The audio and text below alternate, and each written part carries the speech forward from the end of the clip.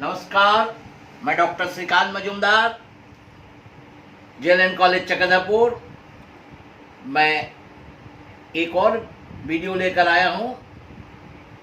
5th semester honours in general DSC 2 ETP। मैं लगातार आपको शॉर्ट क्वेश्चन का नोट्स दे रहा हूँ। आज मैं अब तक 4 दे चुका हूँ। आज 5 और 6 2 शॉर्ट क्वेश्चन मैं आपको देने जा रहा हूँ।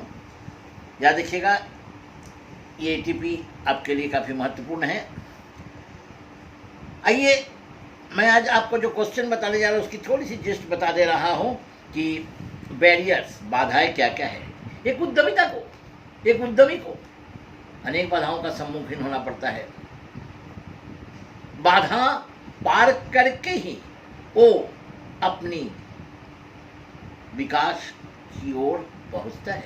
आज जितने भी हम लोग एंटरप्रेन्योर्स को देखते हैं, किसी ने भी सीधे इस मुकाम तक नहीं पहुंचा, बल्कि काफ़ी मेहनत, काफ़ी बाधाओं को पार करके तब जाके इतने ऊंचे में पहुंचे हुए हैं। आज भी उनको बाधाओं का सामना करना पड़ता है। टॉप में पहुंचने के बाद भी उन्हें अनेक बाधाओं का सामना करना पड़ता है। तो आइए जान जाए ये बाधाएं क्या क्या है, क्या क्या बाधा है एक उद्यमियों का, उसी को आज हम लोग देखते हैं। आइए, उद्यमिता के विभिन्न रुकावटों का वर्णन करें। What are the various barriers of entrepreneurship, ये आपके टॉपिक्स में है। उद्यमिता एक चुनौतियों से बड़ा कार्य है। चुनौतियां है, चैलेंज। चुनौतियां ही अनेक रुकावटों का कारण एवं जन्मदाता है। रुकावट आगे बढ़ने में सबसे बड़ा बाधक है। ये रुकावट ही आपको बाधक है। बाधाओं के प्रकार देखिए। उद्यमिता में बाधाएं आती रहती है। इन बाधाओं को पार करके ही उद्यमिता सफलता प्राप्त कर सकते हैं। ये बाधा 2 प्रकार को है, एक पर्सनल और एनवायरमेंटल, यानी व्यक्तिगत और पर्यावरणीय। देखिए, मैंने आपको कैटेगराइज कर दिया। व्यक्तिगत में 2 इंपॉर्टेंट है, अभिप्रेरणा और मनोवृत्ति। एनवायरमेंटल में है, पर्यावरणीय में ये 6। चूँकि शॉर्ट क्वेश्चन है इसलिए इसको हम लोग शॉर्ट तरीके से ही बताने जा रहे हैं। ये देख लिए। इसकी व्याख्या हम इस प्रकार से कर सकते हैं। मोटिवेशन, अभिप्रेरणा सबसे बड़ी बाधा। अभिप्रेरणा एक शक्ति है जो उद्यमिता व्यवहार को आरंभ करने, निर्देशित करने एवं इस क्रियाओं को बनाए रखने के लिए जरूरी है। WJ स्कॉट इसकी परिभाषा उचित रूप से दिया है। Motivation means the process of stimulating people to action to accomplish desired goals. यानी अपने लक्ष्य तक पहुंचने के लिए हमें उस कार्यवाही को करनी होगी। स्टिमुलेटिंग, हमें कोई उत्प्रेरित करे जिससे हम उत्प्रेरणा प्राप्त कर लक्ष्य को प्राप्त कर सके। ये मोटिवेटिंग है। वास्तव में कोई भी ऐसा भावना या धारणा जो किसी मनुष्य के मन को इस प्रकार अनुकूलित करता है जो उस कार्य को करने के लिए प्रेरित हो जाए, उसे अभिप्रेरणा कहते हैं। अगर उद्यमी अभिप्रेरणा नहीं पाती है तो आगे नहीं बढ़ पाता है और उद्यमिता के कार्य बाधा आती है। यानी अनुप्रेरणा, अभिप्रेरणा, मोटिवेशन बहुत बहुत बहुत जरूरी है। इसलिए हर काम में मोटिवेशन, उद्यमिता को तो मोटिवेशन की ज़रूरत होती है। इसलिए देखिए, आज मोटिवेशन पाकर धीरू भाई अंबानी कहाँ पहुँच गए हैं। रिलायंस, उनकी 2 बेटे आज चरम शिखर पर पहुँचे हैं केवल मोटिवेशन के कारण। और यही मोटिवेशन टाटा को, बजाज को, जितने भी है हम लोग देखते हैं दुनिया में, सबको ये मोटिवेशन मिला है और वही मोटिवेशन उन्हें एकदम आगे ले गया है, क्योंकि दे आर एंटरप्रेन्योर्स। मनोवृत्ति, साइकोलॉजिकल, व्यक्ति के मनोवृत्ति एक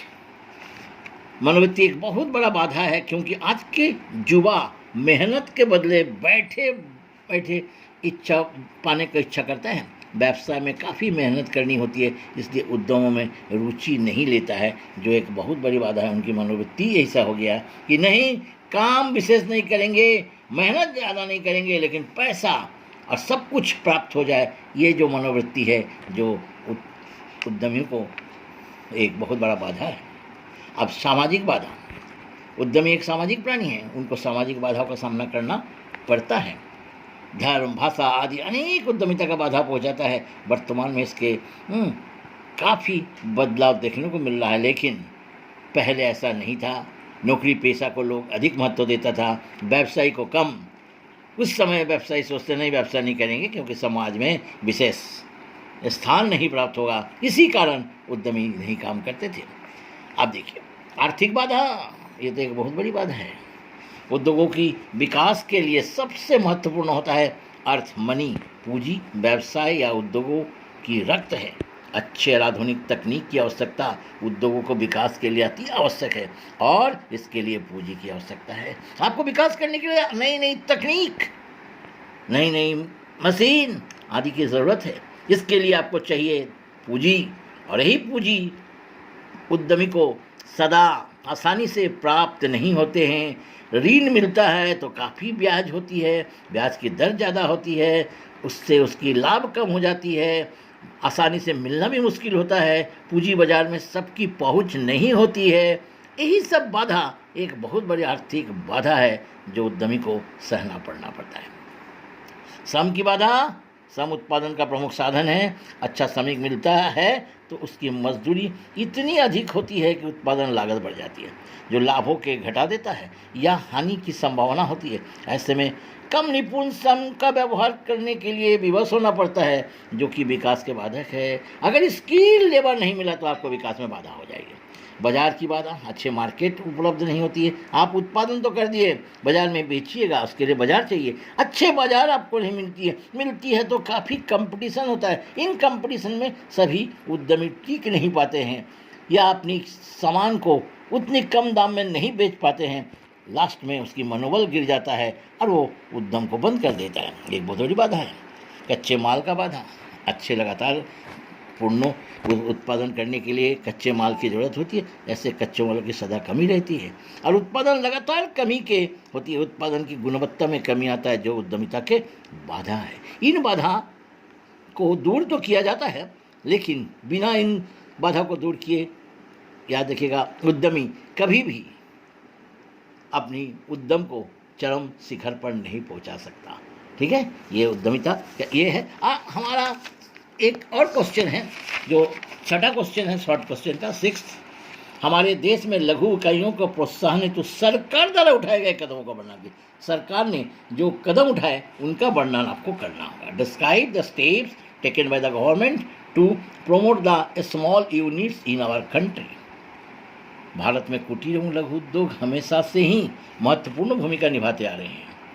स्वतंत्रता के पश्चात सही अर्थ में लघु उद्योगों को प्रति ध्यान दिया गया है।